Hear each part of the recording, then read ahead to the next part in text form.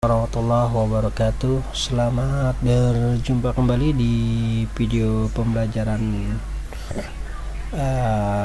analisa laporan keuangan. Ini adalah pertemuan yang kedua. Namun sebelum lanjut, seperti biasa yang belum like and share and subscribe, silahkan like dulu ya, karena saya sedang ada target untuk mencapai 1000 subscriber ya, dan 4000 jam. Jadi minta tolong bantuannya pada rekan-rekan mahasiswa semua untuk like and subscribe video ini ya. Untuk yang belum, yang udah jangan tekan lagi karena jadi unsubscribe. Oke, kita lanjutkan. Dalam video sebelumnya kita membahas mengenai pengertian laporan keuangan dan apa itu laporan keuangan, dan juga siapa saja yang memerlukan laporan keuangan. Nah, pada kesempatan video ini saya akan membahas mengenai syarat-syarat laporan keuangan. Jadi bisa dikatakan laporan keuangan jika memenuhi syarat-syarat berikut ini ya. Kurang lebih ada 7 poin yang harus dipenuhi ya, agar bisa dikatakan bahwa ini adalah laporan keuangan yang bisa kita analisa dan bisa kita jadikan dasar untuk menentukan suatu kebijakan ekonomi. Baik, syarat yang pertama adalah yaitu dapat dipahami. Dapat dipahami ini ya dalam artian bahwa laporan keuangan yang kita buat adalah sesuai standar, sesuai SOP yang sudah ditetapkan oleh regulasi, di mana di Indonesia ini yaitu untuk laporan keuangan ini ya diatur ya oleh pemerintah yang dimana disebut yaitu PSAK, yaitu Pedoman Standar Akuntansi Keuangan. Nah, itulah acuan dari semua accounting atau akuntan ya untuk membuat laporan. Jadi standar-standarnya ya, format-formatnya itu di dalam PSAK dijelaskan ya, dan perlakuan transaksinya di dalam PSAK dijelaskan ya. Nah, dengan kita mengikuti regulasi yang ada ya, maka sudah jelas pasti jika laporan ini kita buat berdasarkan standar yang ada, maka ini akan mudah dipahami ya. Walaupun dalam artian tanda kutip ya, mudah dipahami ini adalah bagi mereka-mereka yang memang belajar ilmu akuntansi atau mempunyai ilmunya begitu ya. Jadi kadang-kadang orang awam juga belum tentu paham juga dengan laporan keuangan ya.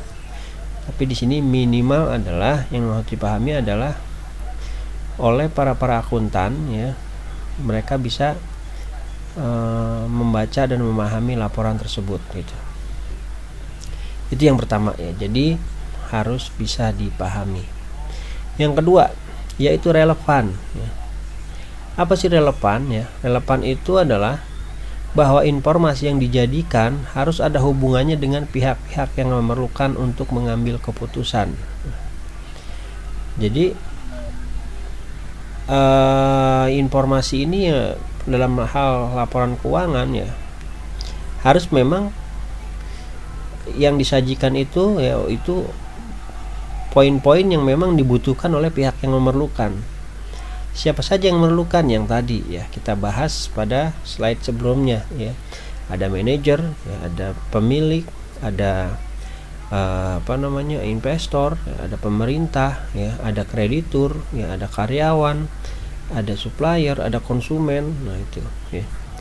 Jadi harus relevan, artinya ya buat mereka ya sebagai apapun di situ ya, harus ketika melihat laporan keuangan ini bisa gitu kebutuhan informasinya bisa didapatkan dari laporan tersebut begitu.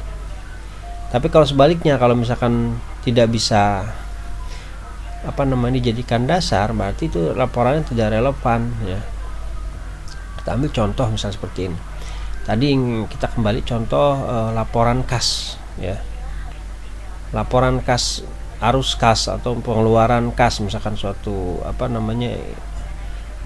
organisasi. Biasanya kan di organisasi ataupun di di perkumpulan masyarakat, mereka lebih mengutamakan hanya laporan kasnya saja, begitu ya. Nah, itu laporan kas. Kalau laporan kas aja itu disebut tidak relevan, karena kenapa? Hanya menjabarkan keluar dan masuknya uang ya. Tidak menjabarkan berapa aset yang dimiliki oleh perusahaan tersebut atau oleh instansi tersebut atau oleh organisasi tersebut. Seperti itu kira-kira contohnya ya. Jadi relevan adalah bahwa informasi yang dijadikan harus ada hubungannya ya dengan pihak-pihak yang memerlukan keputusan tersebut, seperti itu. Terus yang ketiga adalah keandalan ya. Apa sih keandalan ya? Yaitu informasi yang disajikan ya harus bebas dari pengertian yang menyesatkan ya, kesalahan material, dan dapat diandalkan sebagai perjanjian yang jujur. Maksud di sini keandalan adalah dapat diandalkan ya, artinya bahwa laporan yang dibuat ini tidak ada kepentingan tertentu ya, atau kesalahan input yang nantinya ketika terjadi kesalahan tersebut maka laporan tersebut tidak bisa diandalkan ya. Karena kenapa? Nanti ketika dibikin atau dibuat kebijakannya ya, maka kebijakan tersebut akan salah. Kita ambil contoh ya, misalkan di dalam menginput omset atau penjualan misalkan, harusnya misalkan 1 triliun ya, karena nolnya kurang ya, sehingga jadi berkurang sangat banyak, misalkan kurang 1 aja ya. Nah itu akan berpengaruh ya. Nah ketika berpengaruh, nah itu bisa misalkan dijadikan sebagai keputusan, oh kita akan naikkan penjualan sebesar 10% dari tahun ini misalkan. Nah ternyata laporannya salah, nah itu kebijakannya pun akan salah. Dan berarti di sini bahwa laporan tersebut tidak bisa diandalkan gitu ya. Jadi yang ketiga adalah keandalan dari suatu laporan itu wajib ya. Yang keempat yaitu dapat dibandingkan ya. Jadi laporannya ini ya bisa dibandingkan ya, satu misalkan dengan periode sebelumnya ya, misalkan di sekarang 2020 ya. Kita bandingkan dengan 2019. Kita bandingkan dengan 2018 ya. Di mana sini peningkatannya? Nah, kalau misalkan tidak bisa dibandingkan ya, berarti di sini tidak memenuhi syarat-syarat laporan keuangan ya. Ini bisa terjadi kalau misalkan di dalam membuat laporan akuntansinya itu tidak berdasarkan ketentuan atau regulasi yang sudah berlaku. Contoh misalkan pembuatan akun-akunnya ada kas ya, ada ada kas di bank. Nah tiba-tiba dirubah tuh ya akun-akunnya, misalkan jadi kas apa, kas ini gitu ya, setiap tahun berubah, perkiraannya berubah. Nah ini juga akan berpengaruh, berarti apa? Tidak dapat diperbandingkan ya. Nah itu juga tidak tidak memenuhi syarat laporan keuangan nantinya ya. Jadi perkiraan atau chart of account ya itu memang harus ditetapkan ya dan dibakukan untuk digunakan di suatu perusahaan tertentu. Jadi nggak boleh berubah-ubah gitu ya. Seandainya berubah-ubah, nanti ketika kita akan bandingkan antara dari tahun ke tahun, maka ini akan bermasalah dalam membuat keputusan. Karena kenapa? Terjadi banyak perubahan. Terus yang selanjutnya yaitu mempunyai daya uji ya. Apa yang maksudnya di sini mempunyai daya uji ya? Bahwa laporan keuangan yang disusun berdasarkan konsep dasar akuntansi dan prinsip-prinsip akuntansi yang dianut ya, sehingga dapat diuji kebenarannya oleh pihak lain. Nah, maksudnya di sini mempunyai daya uji adalah bahwa laporan ini ya, laporan yang disajikan itu bisa dibuktikan bahwa itu benar. ya, biasanya ini bisa melalui audit ya, baik itu audit internal maupun audit eksternal ya. Di situ bisa dibuktikan bahwa ini bahwa laporan ini memang betul ya, atau akuntabel atau tidak, seperti itu. Biasanya langkah-langkahnya untuk lebih jelasnya nanti di akuntansi pemeriksaan ya. Kalau jurusan akuntansi dia akan dibahas lebih dalam lagi. Terus selanjutnya yang keenam adalah netral. Nah, netral di sini ya, maksudnya adalah bahwa laporan keuangan itu tidak boleh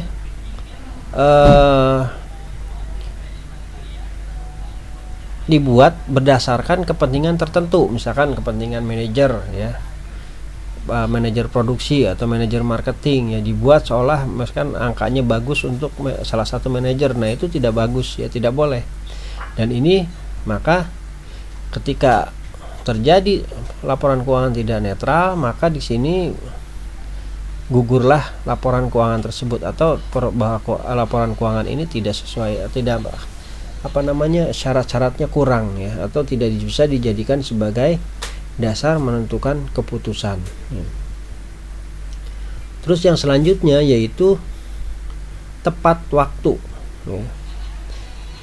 Dalam menyajikan laporan keuangan ini harus ditentukan ya sesuai waktunya ya. Biasanya kalau di Indonesia itu dari Januari dan tutup Desember ya. Nah, setelah Desember itu 1 bulan atau sampai 3 bulan ya untuk menyelesaikan ya laporan keuangan tersebut ya. Minimal biasanya sampai 1 semester ke depan ya, itu laporan keuangan setahun sebelumnya harus sudah selesai. Nah, kalau disajikannya tidak tepat waktu atau tidak ada periodenya, maka ini juga kurang syarat laporan keuangannya, artinya sama tidak bisa dijadikan sebagai acuan untuk mengambil keputusan. Nah, inilah syarat-syarat yang harus dipenuhi ya untuk membuat suatu laporan keuangan. Kalau misalkan ada yang belum jelas ya, silahkan di komen ya, atau di Google Classroom juga bisa ya, atau di YouTube ini juga bisa, di kolom komen ya. Silahkan ditanyakan. Oke, yang selanjutnya yaitu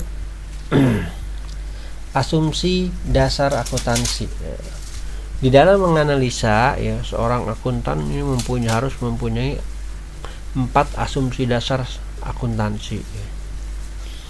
Yang pertama di sini adalah kesatuan usaha khusus atau suatu entitas tertentu. Maksudnya bagaimana ya kesatuan usaha khusus ini? Yaitu ya bahwa setiap usaha ya harus memiliki pembukuan tersendiri, jadi tidak boleh dicampur-campur. Misalkan contoh seperti ini, oke, kita ambil contoh ya. Di sini misalkan ada anak perusahaan ya, terus di sini ada juga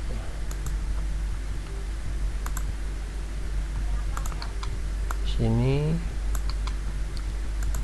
ya, ada juga di sini, ada juga ya, ada juga ya.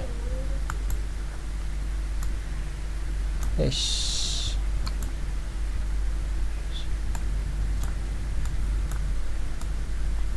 Nah, ini ya contoh aja nih. Ini agak jelek gambarnya.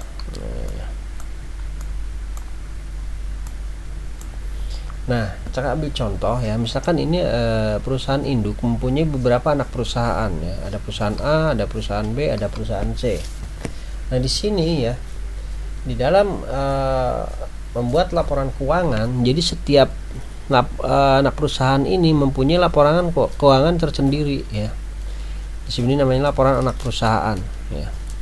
Nah, inilah yang dimaksud dengan bahwa setiap entitas yang mempunyai kesatuan usaha khusus ya, jadi nggak ada istilahnya uang di sini atau aset di sini dicampur-campur ya. Jadi harus setiap perusahaan mempunyai laporan keuangan tersendiri. Nah, barulah nanti di sini ada satu satuan besar, yaitu laporan keuangan konsolidasi. Nah, ini gabungan dari laporan keuangan anak-anak perusahaannya. Itu ya. Jadi maksudnya adalah kita harus ketika mau audit harus yang mana nih yang mau diaudit ya. Unit usaha yang mana gitu ya. Tidak boleh digabung-gabungkan. Terus selanjutnya kelangsungan usaha ya. Kelangsungan usaha ini juga harus dimiliki ya seorang akuntan ya. Maksudnya lebih dikenal kalau kelangsungan usaha itu yaitu going concern ya, yaitu bahwa beranggapan bahwa setiap unit usaha ini ya akan berjalan ya terus menerus ya. Atau beranggapan bahwa unit usaha ini akan berdiri ya sampai 1000 tahun ke depan gitu ya. Jadi nggak boleh berpikiran bahwa besok juga nih perusahaan akan bangkrut ya. Besok juga perusahaan ini akan dijual misalkan seperti itu ya. Nah, kalau seperti berpikiran seperti itu seorang akuntannya, maka biasanya udah malas-malasan ya dalam melakukan pencatatannya. Karena kenapa? Dia beranggapan bahwa besok akan bangkrut ya. Terus selanjutnya yaitu penggunaan satuan moneter ya. Jelas di dalam pencatatan akuntansi ya mempunyai satuan moneter tertentu ya. Itu biasanya setiap negara beda-beda. Misalkan di luar negeri mungkin seperti di Amerika bisa pakai dolar ya. Terus di Eropa pakai euro ya, dan di Indonesia pakai rupiah. Jadi segala sesuatunya ya harus dihitung dengan uang ya. Bukan maksudnya materai di sini ya, tetapi segala nilai ya, baik itu pengeluaran dan pemasukan ya, pembelian barang dan lain-lain, itu diukur dengan satuan moneter yaitu uang atau rupiah. Sehingga nanti ketika penghitungan secara kuantitatif itu akan lebih mudah gitu. Nah, terus selanjutnya ya, asumsi dasar akuntansi yang terakhir yaitu periode waktu pelaporan ya. Nah, di sini harus ditentukan seperti tadi kita bahas dalam slide sebelumnya ya, bahwa periode laporan itu harus ditentukan ya. Misalkan dari Januari sampai dengan Desember ya. Kalau di luar negeri, kalau nggak salah di Australia itu dari April ya. April sampai bulan Juni ya mungkin gitu ya. Nah, jadi harus ada penentuan periode pelaporannya ditetapkan ya. Nah, itulah materi pada video pembelajaran ini ya, yaitu kita bahas mengenai syarat-syarat laporan keuangan serta asumsi dasar akuntansi ya. Mungkin kita cukupkan sampai di sini, nanti kita lanjutkan di video selanjutnya ya, yang akan membahas materi-materi analisa laporan keuangan secara lebih dalam ya. Baik, sekali lagi jika ada yang belum jelas atau belum paham bisa komen ya, di Google Classroom ataupun di kolom komentar YouTube ya. Insya Allah nanti saya akan jawab ya. Baik, kurang lebihnya mohon dimaaf. Wassalamualaikum warahmatullahi wabarakatuh.